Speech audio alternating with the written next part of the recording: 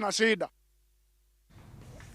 Na wafanyabiashara wa Uhuru Market wanakadiria hasara kubwa baada ya maduka yao kubomolewa mapema leo, huku wengi wakiomba serikali kuwasaidia na kuwapatia maeneo mbadala ya kufanyia biashara.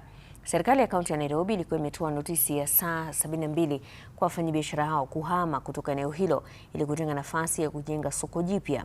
Ubomoaji huo uliofanywa kwa kutumia matingatinga na mashine za kuchimba uliwaacha wafanyabiashara na muda mchache sana wa kuokoa mali yao.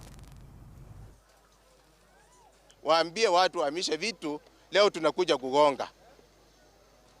Sasa kuhamisha vitu unahamisha ukijua ni wapi unapeleka, lakini watu wengi hawakuwa na mahali pa kupeleka. Hata ukiangalia huku kuna mali za watu zimetapakaa, sio ati hatukuambiwa, lakini ni vile walikosa paka mahali pa kupeleka.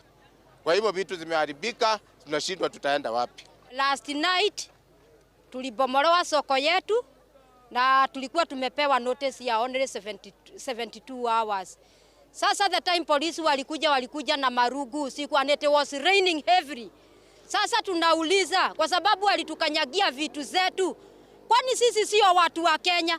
Lakini wanabomoa na watuambii mahali tunaenda. Hiyo kitu inatuuma sana. Kwanza mimi ni single mother. Nitaenda wapi na niko na watoto? Sasa hivi watoto ndio wamerudi shule. Ushabomolewa mahali unapata pesa, umechukua loan ufungue biashara. Sasa hiyo pesa yenyewe haijarudi.